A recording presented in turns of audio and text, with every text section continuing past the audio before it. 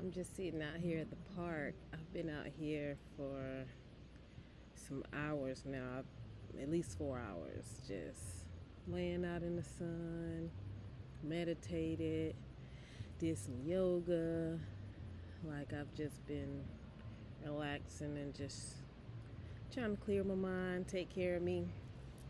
Um, but yeah, so I actually came on here to just tell a little story. This is actually one of the many things that God has been telling me to do for a long time. He actually told me to do this like years ago, and I never did it. But he whooped me this year, so I learned. I learned. I'm doing it. But basically, it's just my experience with domestic violence. So I believe I was probably 18 or 19 when I first got into the relationship. And of course, everything was good. Things are good at first. We were together for a little while, and then it was one incident. I was, I don't know, at one of my apartments. I was staying there, and we got into a little tussle, and that was the first time that it happened. And it didn't happen again for a couple of years. But the thing is, at that time, I was pregnant with my son and didn't even know it. But yeah, so we got into a little tussle. It was probably about 2 years or so later. Then it happened again. And I'm trying to remember exactly. I don't remember exactly where we were. Probably at his mom's house. And we got into a little actual fight. Like, fists was being thrown. And then I was like laying down on a chair, and he just started hitting me on the head and throwing some and I'm like, I guess you think you a man now, because you on top of me, punching me, and you're a whole dude. You're supposed to beat me. But just know that Tahveya never like, nobody would ever put their hands on me and I just roll over. We fought, and trust me, he knew that I was there every time that it happened. So yeah, I mean, that happened, and then it probably didn't happen again for months after that. But the thing is, it started to get more and more frequent. And I mean, I'm not gonna go too in depth. My phone about to die anyway. But I just tell like some of the major stories, because I definitely could be gone had not God spared my life. Definitely made it out of it. So if you're in a domestic violence relationship, I know it's not easy. I know you love them, but you gotta leave. You gotta love yourself more. Like, you have to know your worth and know that you deserve better than that. So, leave and try not to go back. Because we can leave, but sometimes we go back. Happened to me many times. But so another fight that we got into, where was I at? One of my places I was staying. We got into a fight, a little tussle. First, we were actually on the way home. Got into an argument in the car, and of course, things was heated. Then I got back to the house and was doing some things, and he basically was like talking about he was gonna break up with me and leave me, and I was like, okay, that's fine. And then he just like that, this this dude just like snapped and like flipped. And was like, who you gonna be with? And da da da. And he came over there and started trying to fight me, and we started fighting. We fell to the ground, and I actually fell on my shoulder, this left shoulder, and ended up tearing my rotator cuff. And then y'all know I'm a massage therapist, so I need my body. I ain't got time to be getting hurt, but I did. I still went to work, and they're doing one arm massages, and they was like, ooh, this still feel good, but that's what I did. So it was many times that we were getting into arguments and fights, and it was causing me to be late to work and different kinds of things. And then my job was like, because I actually told them about it eventually, because they were like trying to figure out why I was always late. They know I'm normally a good worker, so I told them, but they was like, we understand, but it's starting to get out of hand. So You know, we can't have that, which is understandable. But yeah, domestic violence is never good. It's gonna affect your life in every way. Like, I could have lost my job. I didn't. Um, but I could have, because after that next one, the next fight, actually, no, it wasn't even that one. Let me go. It's another one. So we got into a fight, and like this, he just would not leave me alone. He just kept coming back, like trying to fight me. And I'm like, dude, leave me alone. Like, I don't want to fight you. So I went to the kitchen, and I was doing some stuff, and then here he comes again. So might not have been the best thing to do, but I grabbed the knife, but I wasn't really actually gonna cut him, because if I was, he'd have been cut. And then I just kind of like swung, but I didn't even extend my arm all the way, and I was like move, bro, like move. What are you doing? And then he was like, Tahveya, as in like, bro, why would you do this? Because nigga, you won't leave me alone. And so he went to the back, and this dude went and got a 20-pound dumbbell, like the iron dumbbells. I wish I had one here so you can see it, but you know what a dumbbell look like. And it's the old school ones that's just all straight iron. He went and got that, and he walked back up to the front, but you know, God was like, nah, we ain't finna do this. He had it in his hand, and he kind of like juggled it and looked at it, and then walked back and put it down. Had he hit me with that, we know I probably would have been dead. If not, brain dead, concussion, well, worse than a concussion, probably cracked my skull, whatever, wouldn't be here. So then another story, you know, it's crazy, like dealing with narcissists and people that are bipolar, because that's definitely, he definitely was that. Like, they just snap on the instant and just try to make it seem like things are your fault. Like, he definitely always try to make it seem like I was the aggressor. He would always try to say that he was coming to me to give me a hug. But when you come to somebody to give them a hug, you come with open arms, and that's not ever what he did. And yeah, it was just crazy. So, yeah, this next fight was definitely, I mean, there's other little fights that happen in between all these fights, but I'm just really touching on the major fights where the ones I definitely could have been going. So this one, we woke up one morning, we were in bed, literally just woke up. Like, I don't even think I had even opened my eyes like really good. Definitely didn't. And he said something, I really can't remember what he said because it was so many years ago. And then I responded, and he clearly didn't like my response, because like instantly, like soon as I said what I said, he jumped on me and like grabbed me, and we slid off the bed, and he was on top of me, and we started fighting, and like we literally in there like throwing punches, like, my nigga. And I would say we probably fought for like 20 minutes. I know that seems like a long time, but we were fighting for a long time. And then one time he hit me right here in the temple, and I just kind of shook it off, and that made him mad. Like, bruh, no, he was like, dang, I don't punch her and she ain't going out. No, I didn't, sir. You know you got the right one. But that happened, and then we just kept fighting. And then finally I had like fell down to the ground, and I'm just like, bruh, look, I'm tired of fighting, like, leave me alone. I ain't say that, but I'm thinking that. And as I'm just sitting there, God was just like, look up. And when I looked up, he was standing over me with a Dreamcast. If y'all know what a Sega Dreamcast look like, the old school game systems, you know that they're big, they're thick, they're heavy as freak, hard, had like pointy corners. But yeah, he was standing over me with that. And when God said look up, and I looked up, and he was on the way down with that, about to hit me dead in my head. But had God not told me to look up, I would have been hitting my head. But because he said look up, I was able to go like this at the last minute and put my elbow up, and it hit me on my elbow.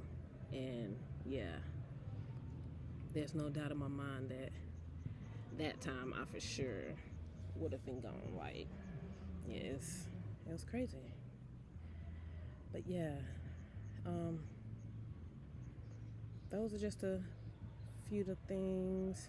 I remember one of the fights, the one where we got into that fight, and I fell down and tore my rotator cuff. Like, I had called my dad, and I think, like, he stayed in Chapel Hill, I was in Durham, but he had called my sister, and like literally in 5 minutes, yo, I kid you not, all my family was there. My little short aunt came in there with a pole taller than her, about to beat this man dude with the pole. Actually, no, he had walked off, but she was ready to beat him with the pole. She done drag his stuff out the house and everything.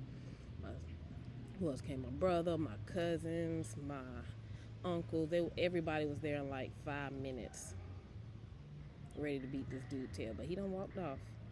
But my brother, my uncle went and found him, and it went down. But yeah, just so y'all know, y'all that know me know I'm gonna handle mine. But if I call my family, we there in no time. So we don't play. We TTG for sure. But yeah, that happened. But it's just crazy. It's a crazy experience, and you just need to definitely find the strength within you to love yourself more than you love that person. Because when you're staying in a domestic violence relationship, it's because you love them and you're not loving yourself enough. Because if you did, you would leave and stay gone. And I will say, after that big fight, we got into a couple more fights, and what made me leave was we were fighting. By this time I done had my daughter too, so I have 2 children, boy and a girl. But we were fighting, and I was down on the ground. He was on top of me, and he was holding me, and I looked up.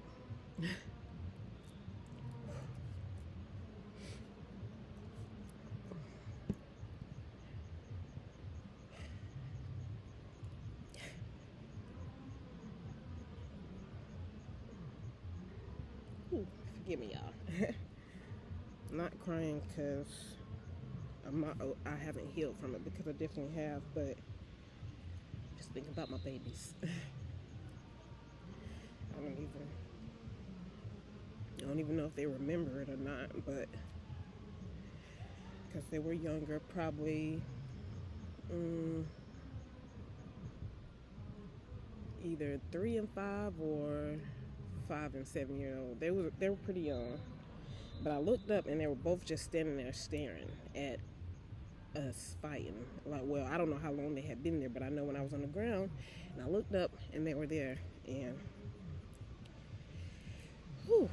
that's what made me decide to leave. Like, I can't have my son thinking it's okay to be beaten on women, and I can't have my daughter think it's okay to be beat on, and have them thinking that is part of what a relationship is, and that's what it's about, and that it's okay, because it's absolutely not. Never, ever. I don't care what happens. I don't care what nobody says. Nobody should be putting their hands on nobody.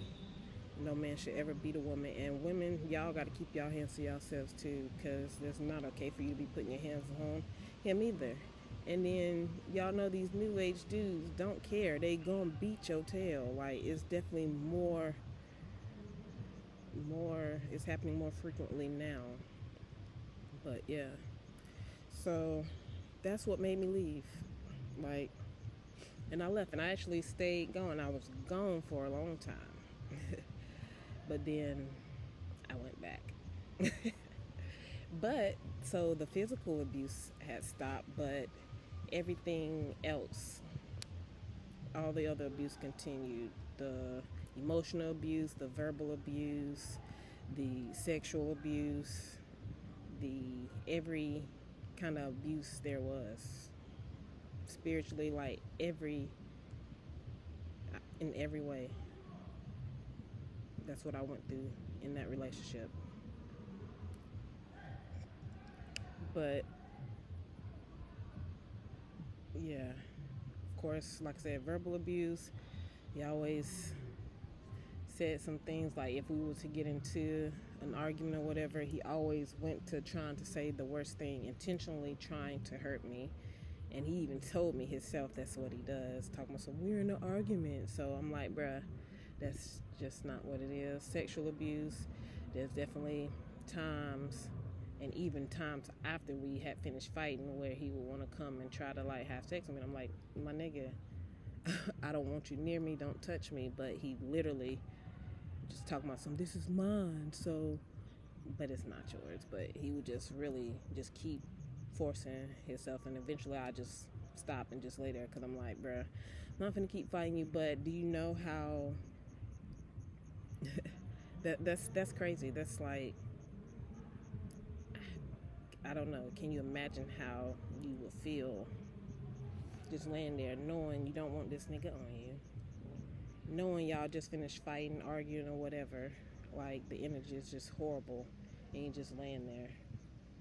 Don't let no man use you as their dump, like their trash can, because it's not good for you. It's a lot that you'll have to go through, like, to heal from that and get your mind right. And a lot of women never recover from stuff like that.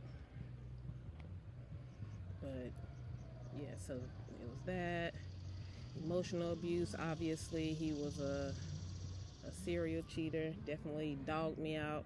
And I'm just there being faithful like a dummy. Even when we weren't together, like when we was on our breaks, I was faithful. I was, well, loyal. I wasn't sleeping with anybody. I mean, I've never been the type to just be sleeping around with anybody anyway, so I'm not gonna do it, and I don't want you like that. But just trying to think, like, it just, narcissists, they're just very manipulative and just do whatever, say whatever to get what they want. There were many times, I remember a time I was on the way to this class, and I think we had probably argued that morning, and I was on the way to this class, and he called me crying.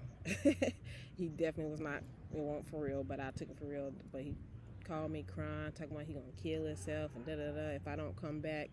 And I'm like, bruh, I'm going to a class. But obviously he didn't care. And I did end up going back just because, I mean, in my mind I was like, dang, but what if he actually do it? Then I would feel some type of way, even though I shouldn't. But at that time I did. So I did end up going back just so he wouldn't do that. But obviously it was a tactic just to get me back. It was manipulation. And another time, I remember one night we were talking, thought we were gonna make some progress, just talk about things that happened when we were younger, try to heal from it, even though we never really talked about nothing like that. But that night he talked about a few things that he went through and cried on my shoulder. This nigga need a this nigga need a Grammy, an Oscar, whatever, because he was definitely just like the best actor.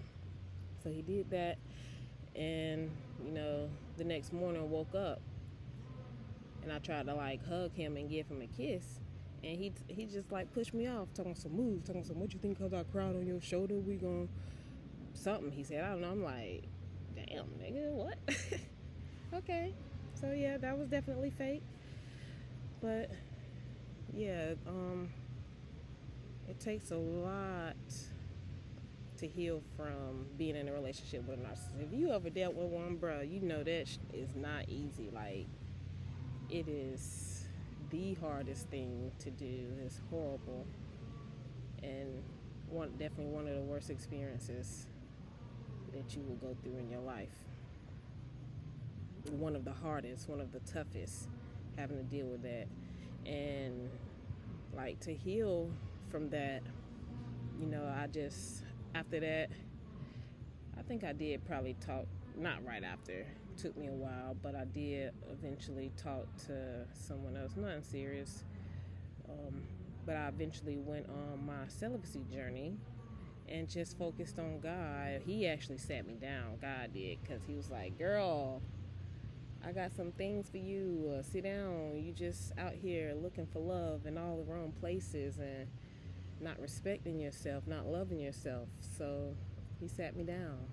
He had to get my attention, and he will do that often. If you don't listen, when he try to talk to you, he will sit you down. So I think I was working somewhere, and I was just so tired of being there, and I was just like, I'm ready to go, don't want to be here. And then eventually, like probably a while later, I ended up losing my job, and I was not even mad because I was like, that's what I wanted, and I wanted to like get myself together. And I'm thinking, now that I'm about to work out, I'm about to get my body right, I'm about to do this and that. God was like, no, boo boo, you're gonna sit down and get your mind right, get your spirit right. So I lost my job. A week later, I let someone drive my car, excuse me, and they wrecked it and it got totaled. Then the next day, I woke up to like put some music on just because music helps me to relax and clear my mind. So I put some music on. Well, I was plugging it into my stereo system and I dropped it on that 20-pound weight dumbbell. I dropped my phone and it went black. And I'm like, dang, in a week, my whole life done fell apart. I lost my job, my car, and then I had lost my job, my car, and then my phone.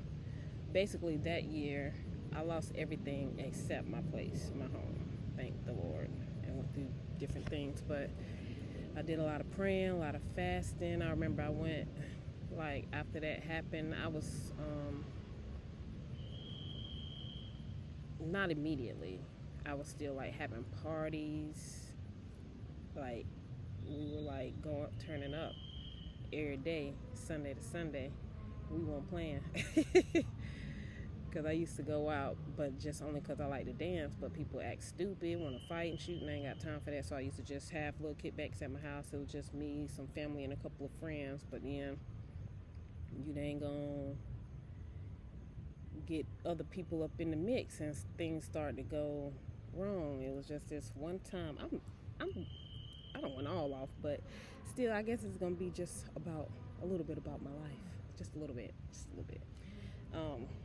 But anyway, so we invited one other person one time. Well, a couple other people, but it was this one dude just acting stupid, trying to fight a girl, acting crazy, jumped up on a car, like literally just acting a fool, showing his tail all over a girl that he's like 2-3 times bigger than, and acting stupid. So somebody called the police. They ended up coming out, and they're sitting there being, the police, how they do, being white, coming up to somebody's black house, talking about we're gonna come in and search a place and da-da-da, and I'm just thinking like, no, you're not, like, but my friend at the time, she was telling me, no, you can't do that, you can't come in and search the house, and they ended up like beating her in the face. Yeah, so they like, this dude was definitely like 300 pounds, 6 foot something. I had researched him. He was the like head coach at the wrestling team at Orange High School, all kinds of stuff. He was already under investigation for creating a hostile work environment, and this nigga still out on the streets because we know he done been out there beating some of us.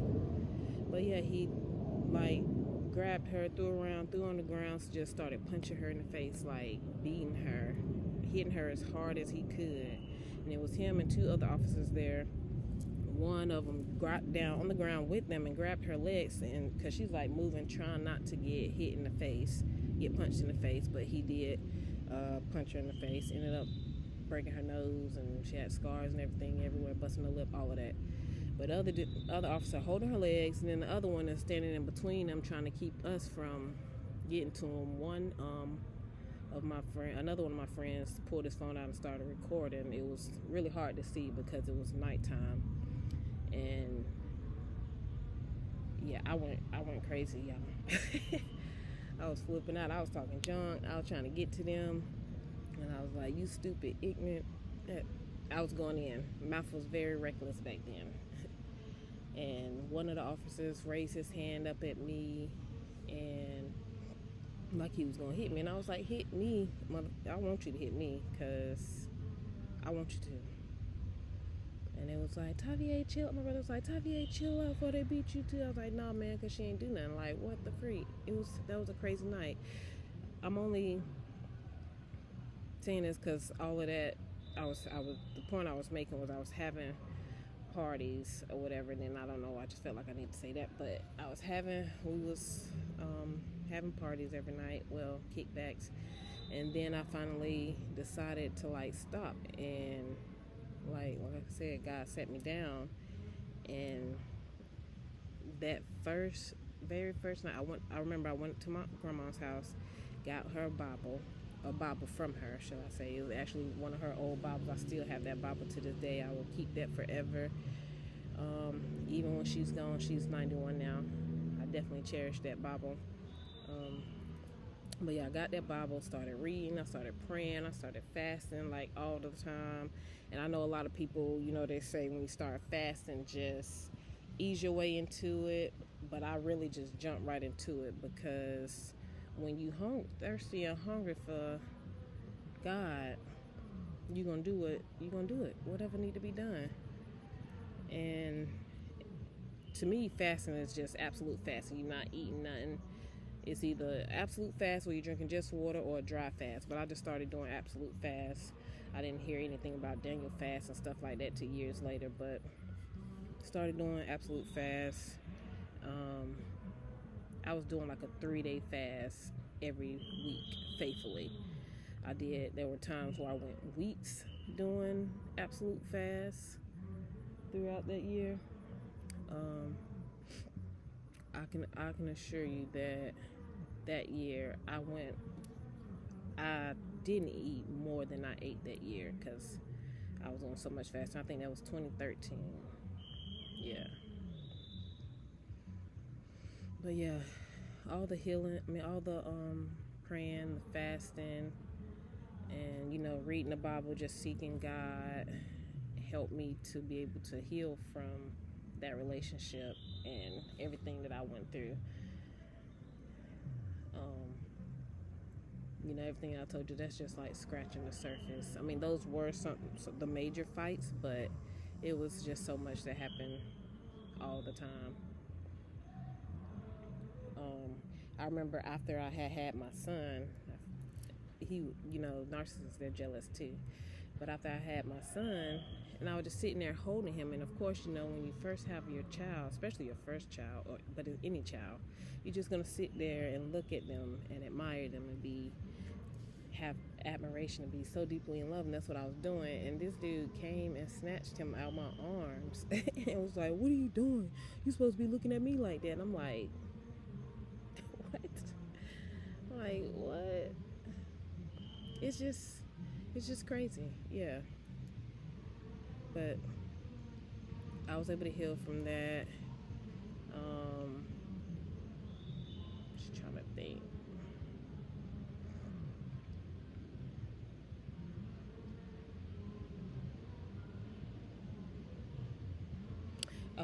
Yeah, so like I said, I was doing a lot of praying, fasting, studying my word, and I mean studying it, not just reading it.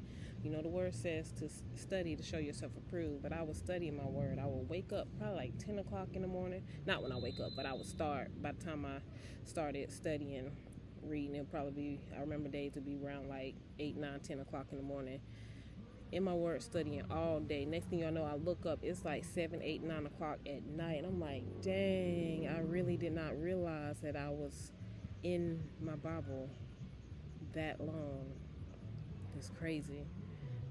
Yeah, I was doing that. So, and then I started my celibacy journey. Probably 2014. I had a slip up, but I started 2014, and celibacy is very, very important for anybody, but especially women, but really everybody.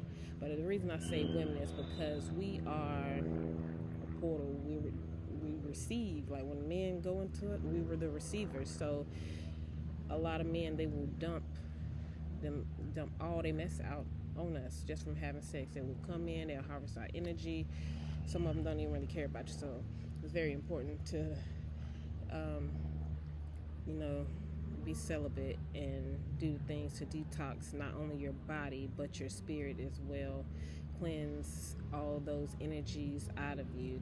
They got to go. And so that's what I did. Started 2014. That's when I started my celibacy journey. or no, it's probably like, it was 2013 when I started. Then I had a slip up 2015. Worst mistake of my life. And it was with the same person. with them. And when I tell you that was a major setback, it took me so many years to get back to me and like cleanse this dude out of me. All those bad energies and everything. So I guess if you say 2015, that's the last time. It was only one time, but there was still the slip up. I technically started 2013, so that would be 12 years. Cause I still ain't did that. Because I would never make that mistake again. Sleeping with somebody that's unequally yoked with you will pull you down spiritually, and it is not. It's a horrible feeling. So that was 2013. Like I said, slip up 2015. So if you want to be technical, 10 years, still a long time. But I'm definitely at a point in my life where I'm willing, like if I have to go the rest of my life without doing it, I will, because I refuse to sleep with someone and we're not on the same level spiritually, because it's going to just bring me down, bring a lot of chaos in my life, and I ain't got time for it. I don't work so hard to like heal myself, get to this place where I to my peace. Like, I've worked really hard for this peace, and there's nothing or no one that will take that away from me. So, yeah. Yeah.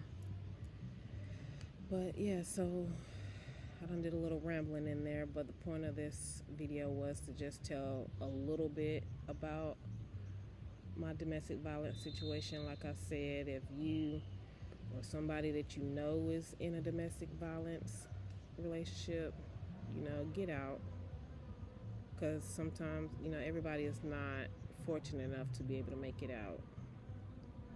There are some women that just, unfortunately, they don't make it. So it's best to leave as soon as possible. And like I said, find within yourself that self-love, self-worth, and know that you deserve better so that you do not go back. That's what you got to do. Yeah, so that's it. I don't know. I don't know if you made it all the way to the end, and thank you for listening. I may have more story times coming up, if that's what you want to call this. I may have more things that I put out there. I don't know. We'll see. Whatever the good Lord tell me to do, I'll do it. But yeah, that's all, and thank you for watching.